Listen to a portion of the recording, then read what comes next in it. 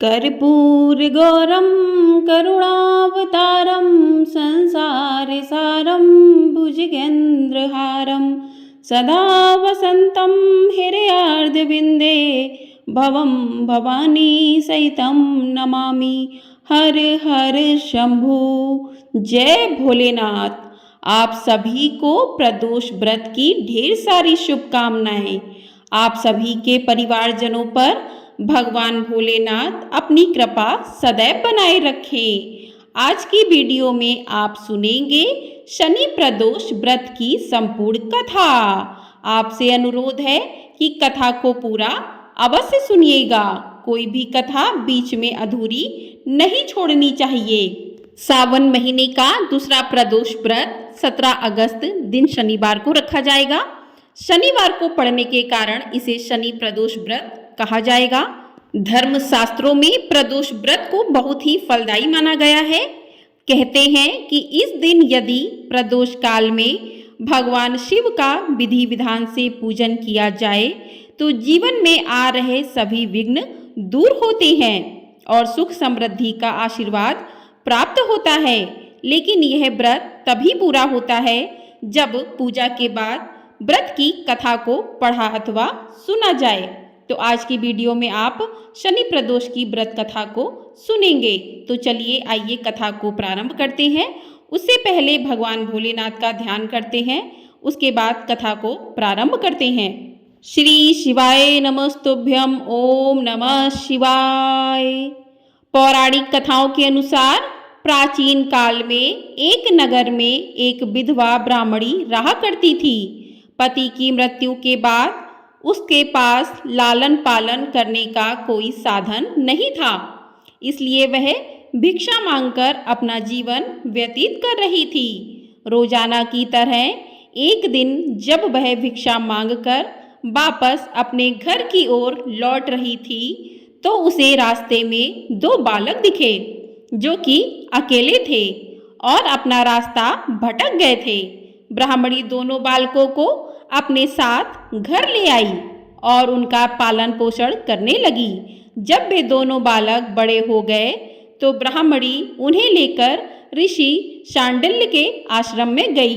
वहां जाकर ब्राह्मणी ने ऋषि शांडिल्य से अनुरोध किया कि वह अपने तपोबल से बालकों के बारे में पता लगाएं और ऋषि ने ब्राह्मणी का स्वच्छ मन देखकर उसकी बात मान ली। ऋषि ने अपने तपोबल से पता लगाया और बताया कि यह कोई साधारण बालक नहीं है, बल्कि ये दोनों बालक विदर्भ राज के राजकुमार हैं। गंधर्व नरेश के आक्रमण से इनके पिता का राजपाट छीन गया था। यह सुनकर ब्राह्मणी ने ऋषि से कहा कि कोई ऐसा उपाय बताइए जिससे बालकों को अपना राजपाट व घर परिवार वापस मिल जाए। ऋषि शांडिल्य ने ब्राह्मणी और राजकुमारों को प्रदोष व्रत की महिमा बताई और यह व्रत रखने की सलाह दी। ब्राह्मणी और दोनों राजकुमारों ने विधि विधान से प्रदोष व्रत करने लगे। एक दिन बड़े राजकुमार की मुलाकात अंशुमति से हुई और दोनों एक दूसरे से प्रेम करने लगे। इसके बाद ब्राह्मणी ने अंशुमति के पिता से विवाह की बात की तो वह मान गए और दोनों का विवाह हो गया। अंशुमति भी एक राजा की पुत्री थी और उसके पिता के सहयोग से दोनों राजकुमार ने गंधर्व पर हमला किया और उनकी जीत हुई, जिसके बाद दोनों राजकुमारों को अपना सिंहासन वापस मिल गया और गरीब ब्राह्मणी को भी एक खास स्थान दिया गया, जिससे उनके सारे दुख खत्म हो गए। राजपाट वापस मिलने का कारण प्रदोष व्रत था, जिससे उन्हें संपत्ति मिली और जीवन में खुशहाली आई। बोलिए भगवान भोलेनाथ की जय। आइए अब भगवान की वंदना करते हैं। हे रुद्रदेव शिव नमस्कार, शिव शंकर जगगुरु नमस्कार, हे नीलकंठ सुर नमस्कार, शशि मौली चंद्र सुख नमस्कार, हे उमाकांत सुधि नमस्कार, उग्र रूप मन नमस्कार, ईशान ईश प्रभु नमस्कार, विश्वेश्वर प्रभु शिव नमस्कार।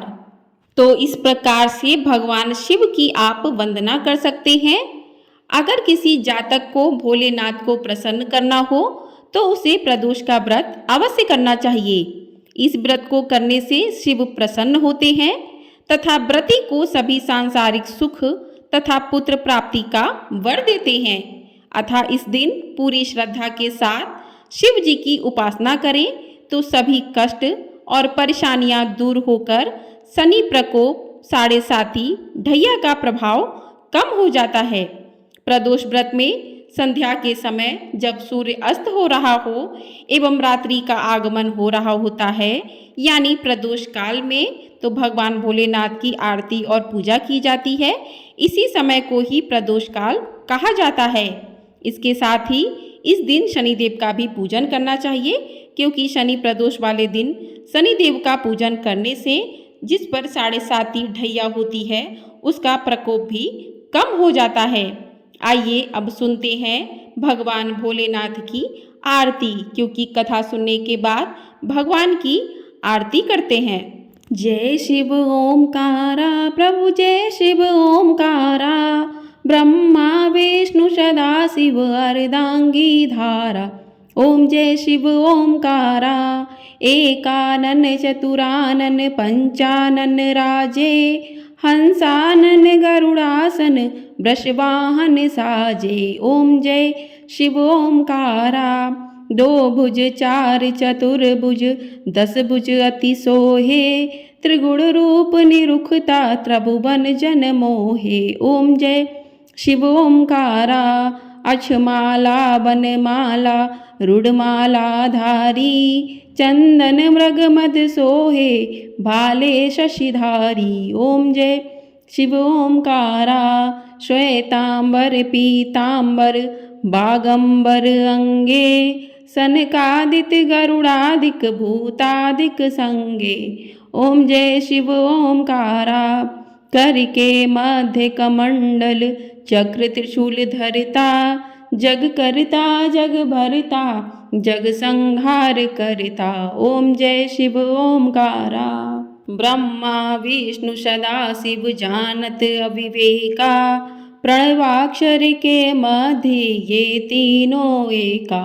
ओम जय शिव ओमकारा, काशी में विश्वनाथ विराजत नंदी ब्रह्मचारी, नित उठ भोग लगावत महिमा अति भारी। ओम जय शिव ओमकारा, त्रिगुण स्वामी जी की आरती जो कोई नर गावे, कहत शिवानंद स्वामी कहत हरि हर स्वामी, मनवांछित फल पावे। ओम जय शिव ओमकारा। बोलिए भगवान भोलेनाथ की जय, बोलिए माँ पार्वती की जय। तो इस प्रकार से व्रत की कथा और आरती पूर्ण होती है। आपको ये वीडियो पसंद आई हो तो वीडियो को लाइक शेयर और चैनल को सब्सक्राइब जरूर कर दीजिएगा। आपको हमारे चैनल पर सावन मास महात्म्य की कथाएं प्रतिदिन सुनाई जा रही हैं। आप उनका रसपान भी अवश्य कीजिएगा और कमेंट बॉक्स में हर हर महादेव अवश्य लिखिएगा। हर हर महादेव। ओम नमः शिवाय।